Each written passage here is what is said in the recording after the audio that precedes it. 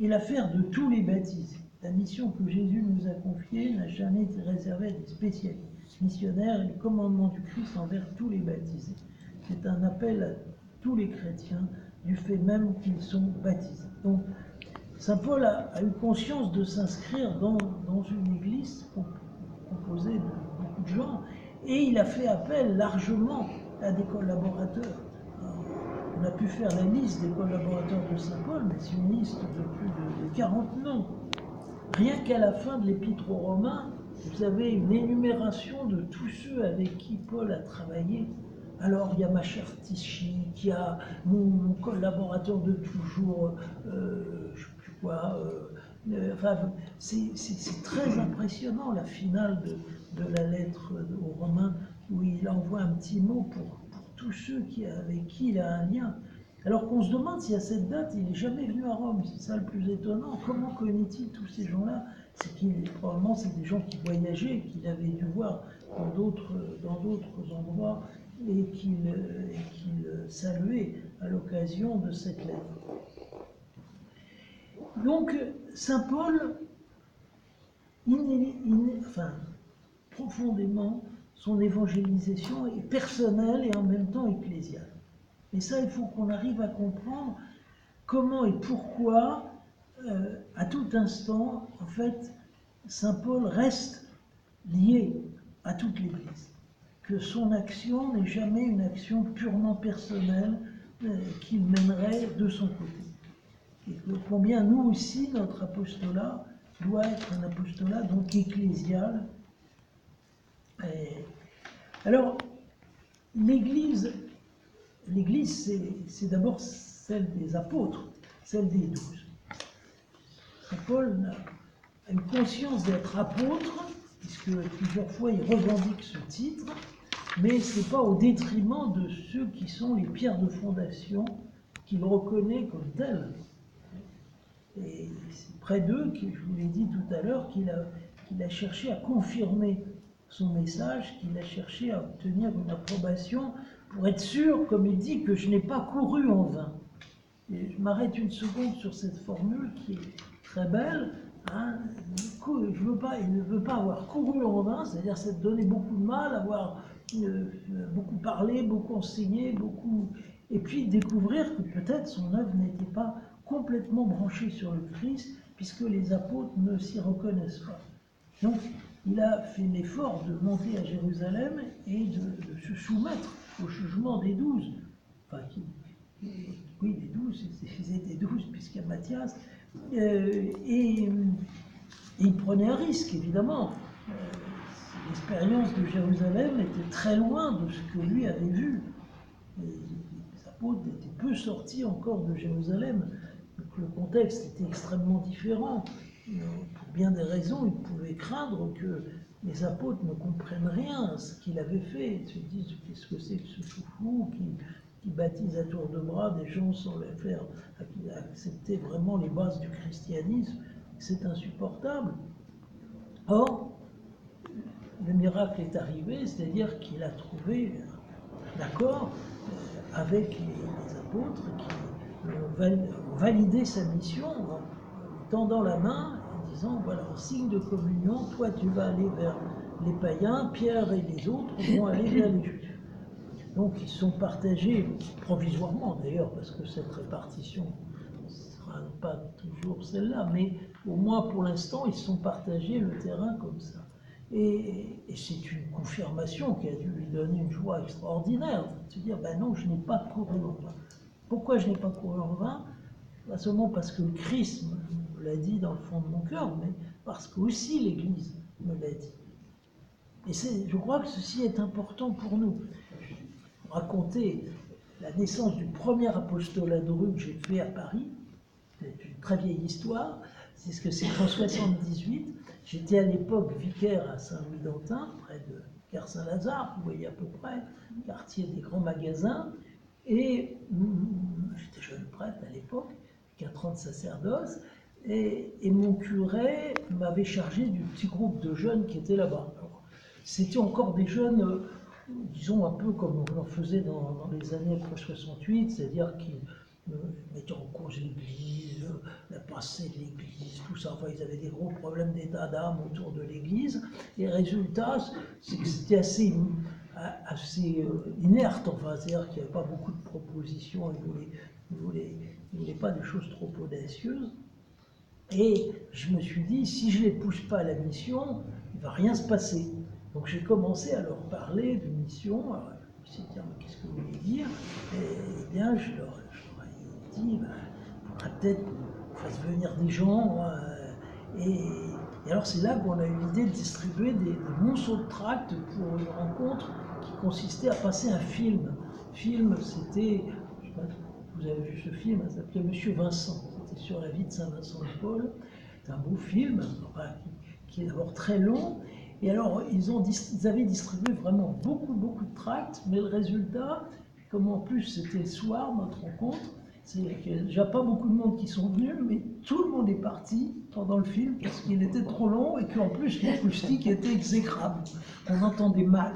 Donc les gens sont tous partis sur la pointe des pieds, on est resté entre nous pour le débat de la fin, qui n'était plus à besoin.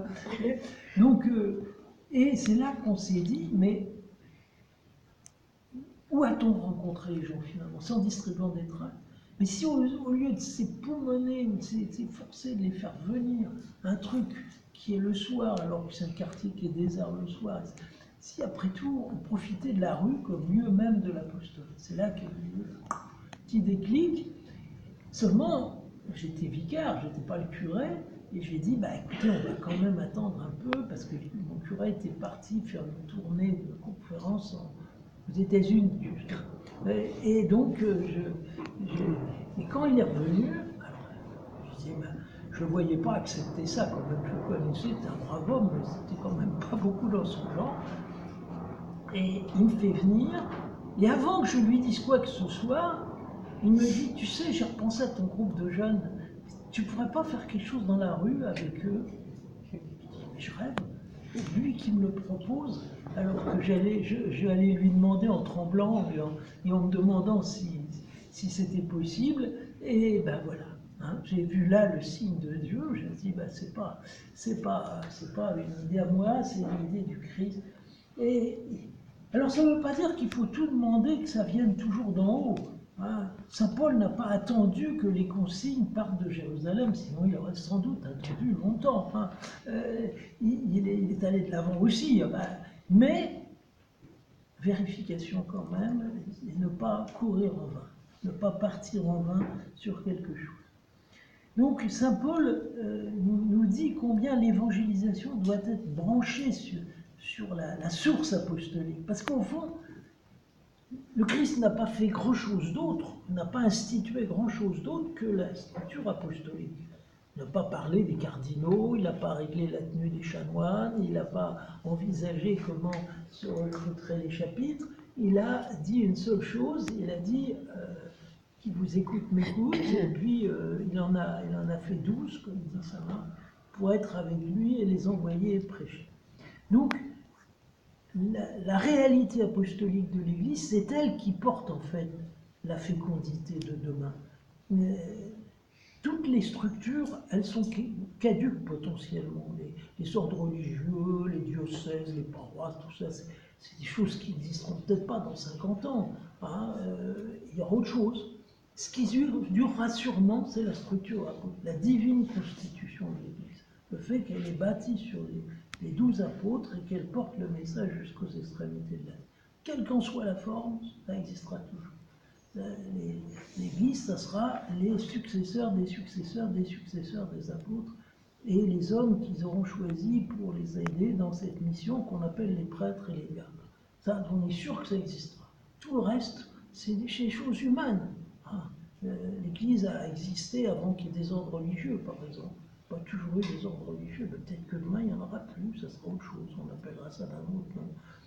L'Église n'aura peut-être plus de paroisses, ou alors elle sera des paroisses qui sont devenues tellement grandes que ça s'appellera des diocèses, enfin je ne sais pas moi, mais rien de tout ça n'a la vie éternelle, les paroles de la vie éternelle.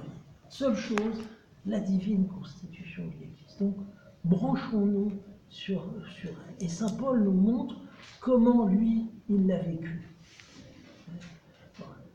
Et très souvent, quand on a recours vraiment et directement à l'autorité, on est très surpris de la façon dont la réponse qui arrive, enfin, je pourrais encore citer beaucoup d'exemples, mais je vais m'arrêter là.